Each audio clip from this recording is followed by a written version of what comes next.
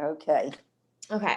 So I don't know how long, I don't know how much you have to say. I'm sure you have a lot to say, especially if we go through it in depth. I'm so excited we're doing this.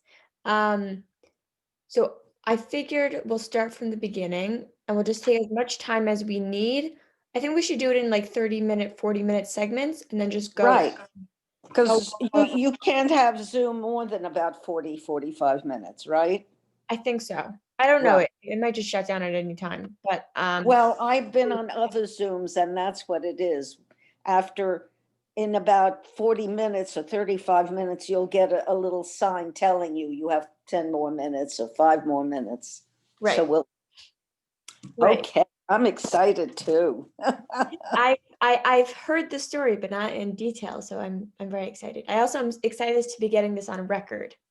Right. All right. Why don't you give a brief background about where you were born, how your parents got to where you were born, and ages, any memories you have from ages, 0 through, let's say, 5 years old. That would be just before World War II. Right. Okay, both my parents came from a little town in Poland called Stanislavov. My mother and her twin sister and her brothers were all brought to Paris by an uncle. His name was Jacques Bienenfeld, and he had a pearl business, and he brought all his relatives from all over Eastern Europe to Paris to work with him in his business. So my mother came to Paris with her twin sister at the age of 18. And then my father, who lived in that same little town, but didn't know my mother, didn't know the Bienenfeld family at all, he went to Vienna to the university. And when he was finished with the university, told his parents he didn't want to come back to Stanislavov. So he said he was going to go to Paris. How did his And they parents react? said, what? How did his parents react to that? I really don't know. He never told me that. But what he did tell me was that his parents said, there's a family from Stanislavov in Paris. Their names are Bienenfelds. So look them up when you get there. My mother's twin sister was already married at that point, and he met my mother. And I don't know exactly how long their romance lasted, but I do know that they got married. Okay. And that was 1930. I think they were married about 2 years before my mother became pregnant, if I'm not mistaken. So 1932, let's say, is when they got married. My father started a business of his own, a hat business of all things, Interesting. men's and women's hats, because as a child, I remember going to his factory and them sitting me on this high stool and piling my head up with hats. That's a memory that I have, from, I don't know, I might have been 2, 3, 4 years old. I have no idea of exactly how old. Anyway, so I was born in Paris in November of 1934. I had a lot of cousins. My mother had 2 older brothers and 1 younger brother. The 2 older brothers and her twin sister all had children, and those were my cousins, some of whom actually my cousin Henri, who's my mother's twin sister's son, is still alive. All the other cousins are no longer alive. Can you name them?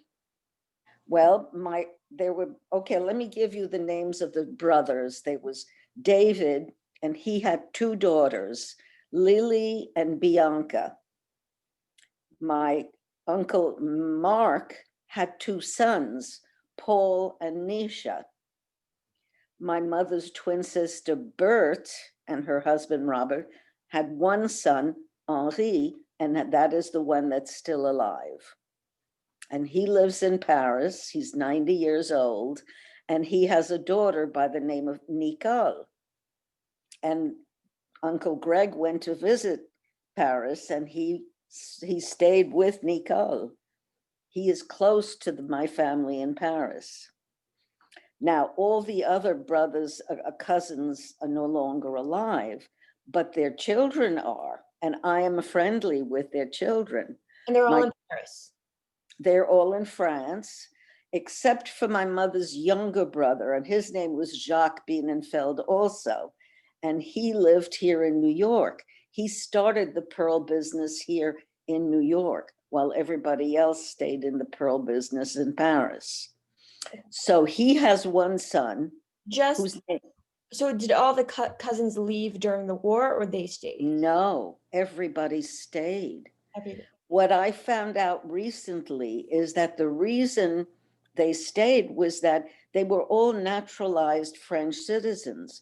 But when the Germans came into France, and there was a government, a French government called the Vichy government, they took the citizenship away from all the people who were naturalized citizens. So they couldn't leave because you needed to have a visa to leave the country. Not just to go into another country, but to leave France, you had to have a visa.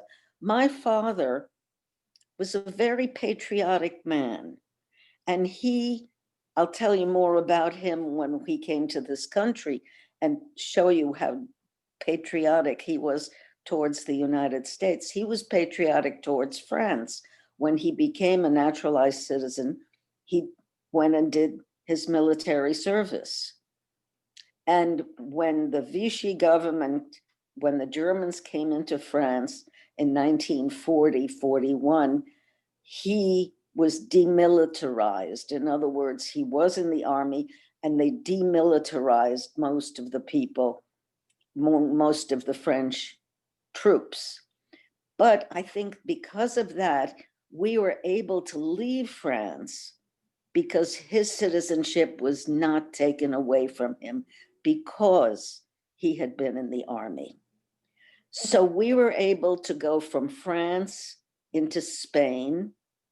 And in Spain, my father had gotten us passage on a Spanish ship to go to Cuba.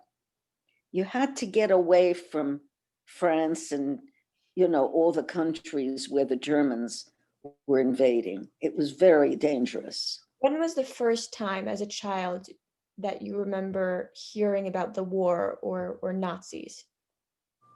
Well, we were in a little village, and I saw German soldiers, doing the March. the marching, and I thought it was very cute, and I marched behind them, and my mother grabbed me by the back of the scruff of the neck and pulled me back and said, "Don't do that."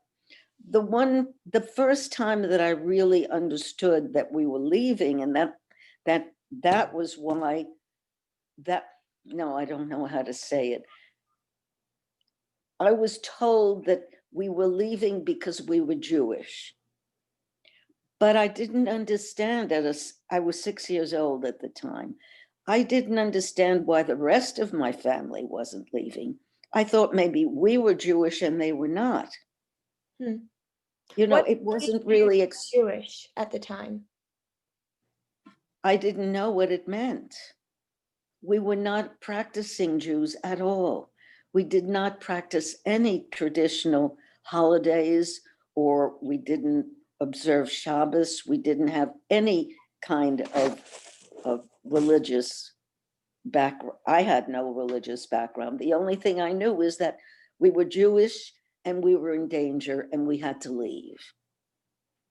And I didn't understand that my family was also Jewish, but that because they had lost their citizenship, they couldn't leave. Or maybe they didn't think they needed to leave.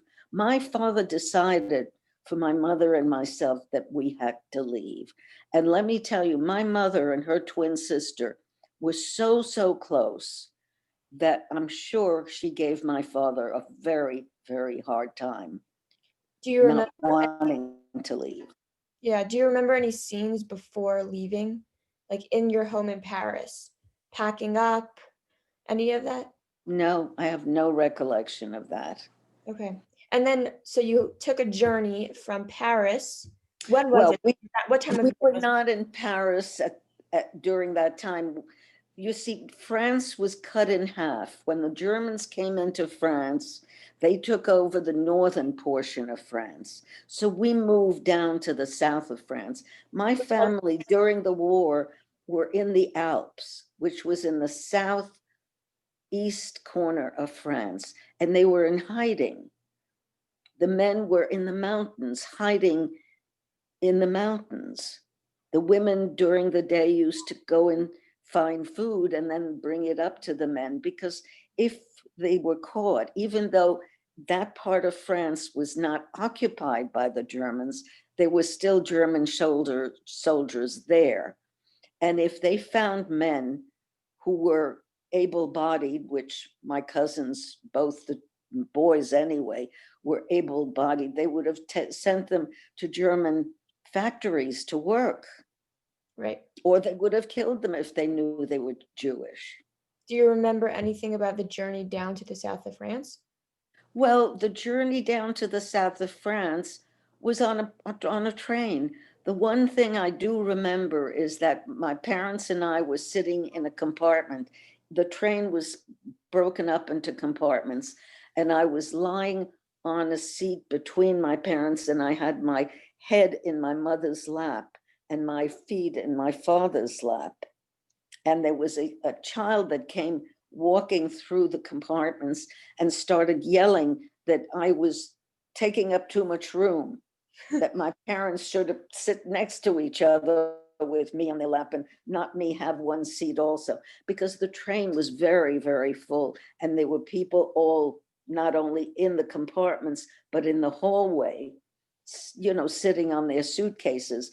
And this person, I don't even remember if it was a boy or a girl, but this young, it was a child, maybe a little older than myself. I was 6. This child may have been 13 or 14, was angry. And I couldn't understand why they were angry at me. But I later realized that it was because they were sitting in the hallway sitting on their suitcase or on the floor, and I was lying there between my parents. So they saw me as, having, privilege. They Yeah, saw me as privileged. yeah. And I felt badly about it. Hmm. So that's one memory that I have about the trip down.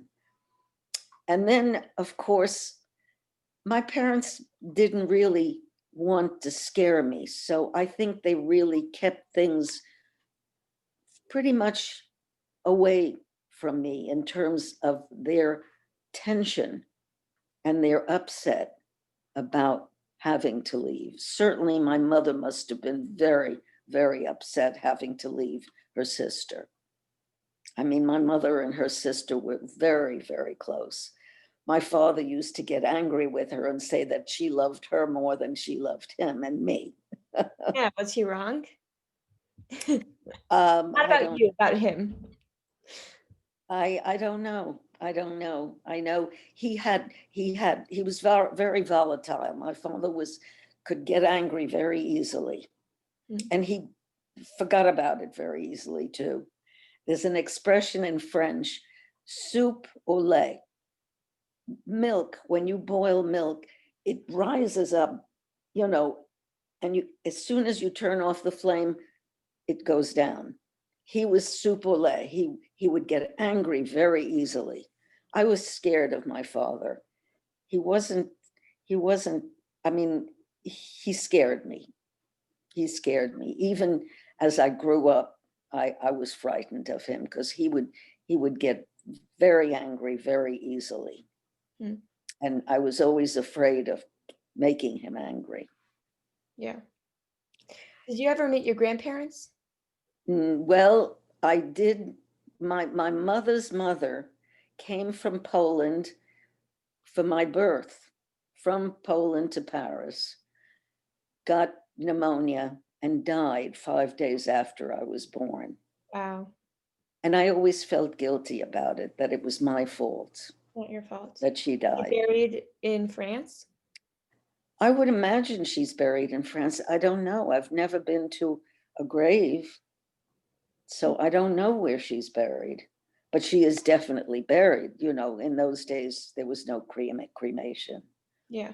The other grandmother, my father's mother, lived in Poland, and I've been told that at the age of about 10 months, I was taken to Poland and I did visit her.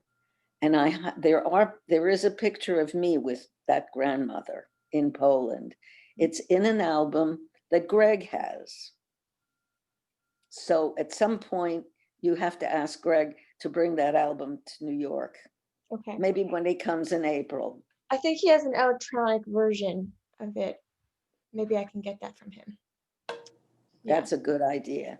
Yeah, I Okay. think he's, anyway, there's another very, very distinctive memory that I have. When we are on the train going from France to Spain, Mm-hmm. my father was taken off the train by two gendarmes, by two policemen. I don't know if they were French policemen or Spanish policemen. We were at the border. My mother and I stood at the window watching these two policemen walk my father away down the and I didn't know where they were going. I sensed from my mother's tension that she was very upset that she didn't know where they were taking him. Where they took him was to the luggage compartment. And there, my father had one suitcase filled with potatoes. Now, when he came back, and he did, he said, the suitcase with potatoes is gone. I think he had that suitcase filled with potatoes specifically to bribe those policemen. I'm not sure. I've never been able to talk to him about these things. You know, when you're a young person, maybe you have, you know, the sensibility, but I, as a 6-year-old child, didn't really understand all this. And as I grew, I don't think it interested me that much. Or I just never asked questions. Today, I would love to be able to talk to my father and my mother about so many of these things that happened. What would you ask them? Well, first of all, I would ask them, why was there a suitcase filled with potatoes? Was it meant to be a bribe to the guards at the border? Or was it meant that, God forbid, we didn't have enough to eat and this is what we would be eating for the next who knows how long? Yeah. I don't know exactly why we had that suitcase filled with potatoes. How But long anyway, how long did you spend in the south of France? several months, Okay. So just because we lived, do you remember like what season it was or what year? well, yes, it was I went to school, I went to kindergarten, and I have a song that I sing sometimes that I remember from those days in kindergarten. Um, it was in Nice. It was on the French Riviera that we lived. Wait a minute. Qui veut des fleurs, des fleurs, des fleurs, j'en ai de toutes les couleurs. Qui veut des fleurs, des fleurs, des fleurs, j'en ai de toutes les couleurs. I have flowers. I have flowers, and I have them of all colors. There was another stanza, but I don't really remember exactly what it was. But that's all I really remember from kindergarten. It was on the So French I went, Riviera. what? So it was on the French Riviera. It was in a little town called, not so little, quite a big town called Nice. NICE, on the French Riviera. We Victoria. lived there for 4 months. We also lived a little bit in the mountains in the Alps where my other family was. We also lived for a little while in the Pyrenees, which was between France and Spain. I couldn't tell you exactly where and when exactly, but we were always living in the south of France. Once the Germans invaded Paris and the Vichy government took over, we didn't want to live in Paris at all. There was a point that we were in Paris. I guess it must have been before the Germans invaded France. And I remember everybody had these cylindrical things that they carried with them. And they had gas masks in those cylindrical things because we were afraid that the Germans would use, what is it called? Not Anyway, gas, poison gas. Oh, So, poison gas, like yes, used in World War I. that's right. So people had these cylindrical things with gas masks in them. And I said to my mother, I want one. And she said, no, we won't get them because we're leaving. So she kept telling me it was okay. But we did have a couple of air raids while we were still living in Paris. Can you The German planes came over France, but they went to cities where there were factories, where there were munitions factories. Paris was never bombed. The Germans admired Paris very much and kept it from being destroyed in any manner, shape, or form. It was not touched at all throughout the war. London was hit very badly. Yeah. You've heard of the Blitz. Yes. And so there they bombed London a great deal, but Paris was never bombed. But we went, I would be awakened in the middle of the night and taken down to the basement of the building where we lived. We lived in an apartment building. And I loved it because getting up in the middle of the night and I would see all the neighbors and people would give me cookies and a drink. And, I was always very sociable. I loved to be social with people. And I would walk around the basement. Everybody was sitting there cowering, thinking that we were going to get bombed. And I was having a good time because I was up in the middle of the night. I'm not used to that. I was put to bed at an early hour, and this was very special. Were there any It other kids who you had friendships with in the area? I had a friendship with a little girl. There was a courtyard. My bedroom faced a courtyard, and she was on the other side of the courtyard at a window at the same level as me, and we would talk to each other. But I don't even remember ever seeing her out in the street or anything. We just had a relationship across the courtyard. Do you remember her name or you don't know? No, no. What I do remember, sadly, was that we met somebody in the park. My mother and I were in the park, and there was another mother with another child. I think it was a little boy. And my mother invited this woman and her child to come up to our apartment. And she said to this little boy, I think, you can pick any toy you want. And he picked my newest teddy bear. And I was very, very sad. And I was very upset with my mother for letting this little child take my favorite teddy bear. What was your I mother like? My mother was a very timid, quiet, not at all effusive. She didn't show me her love. She was very restrained, she was stiff, very stiff. Mm. Um, I didn't have a good relationship with my mother. Um, I would love to be able to talk to her now. Yeah. You know that I'm going to be buried next to her out Where? in Farmingdale. at Mount Ararat Cemetery. Hmm. It's the plot where my father would be buried, but he was buried in Paris next to his second wife. He was married after my mother had a stroke and died. She was 52, and so was he. And he went back to Paris, met this woman who was a friend of the family, and married her and lived in, with her for 14 years after after my mother passed away. But so there's a plot, there's one space there because my aunt and uncle are there and my mother is there, and I will be next to my mother. So Greg said to me, you and your mother are going to talk. Quite a lot. Right. Yes, you will. Okay. Do you have any more memories from that time in the south of France before you went over to Spain?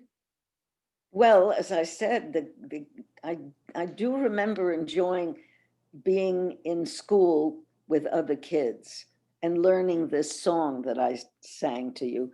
But I have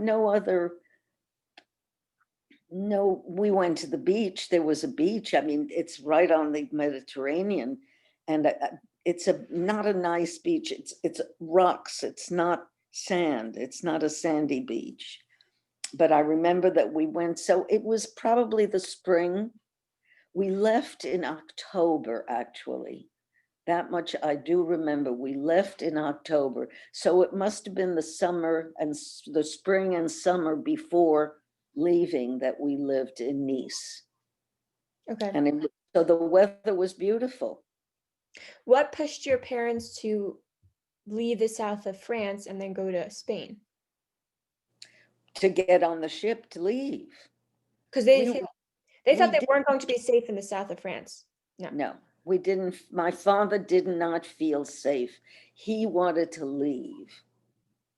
He was the one who pushed us to leave. I know that. My mother would not have left. Do you remember any of those conversations happening around you? Or Never in my, never, I don't have any recollection of them happening while I was there. yeah, I'm sure that they kept that from me also. If they fought about it, if they argued about it, I never knew.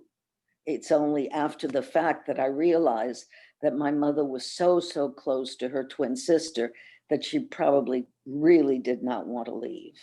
yeah, yeah. Okay, so you get on a train to Spain. How long does that Right. take? Well, it was overnight, I think. Okay. And we arrive in a town called Bilbao, and that's where the ship is. And we only spend I think only one night in Bilbao. Do you In have other words, any images that you remember of being in the town? well, it's interesting that you say that because years later, after the war, my mother's twin sister, my cousin Henri, and I went to a little town we were there for the summer, and we went to a little town that was really right near the border of Spain, a town called Biarritz. Hmm. And we stayed there a couple of weeks, and we took a trip into Spain for a couple of days on a bus, and we landed in this town, Bilbao. And we walk into this hotel, and my mother says, this was the hotel where we slept the night before getting on the ship back in 1941. This was 1955 that we were in this town. Wow. So many years later. Wow. And But you don't I remember went, it. well, I had a vague memory. Yes. When she said it, I vaguely remembered it. And then years later, I went back Do you with a remember friend. the name of the hotel?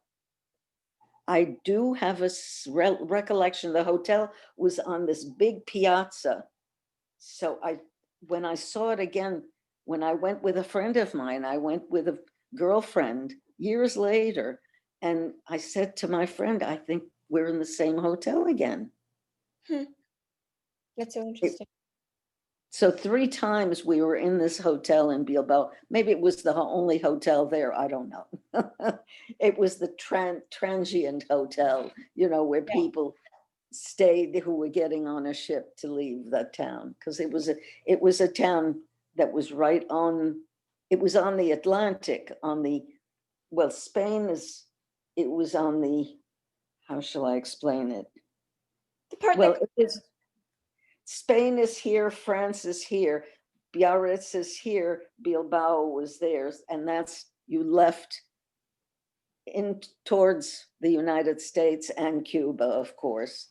yeah. So we had to have an exit visa from France into Spain.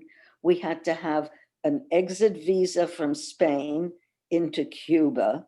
When we got to Cuba, we were put into a sort of a camp that was similar to Ellis Island. You just skipped so much time. You can't do that. You All can't. right, you gotta ask. You gotta ask. I know, I know. Wait, can we stop it here? So we pause Sure. at Spain, and I'm going to turn off the recording so we could actually chat. Uh,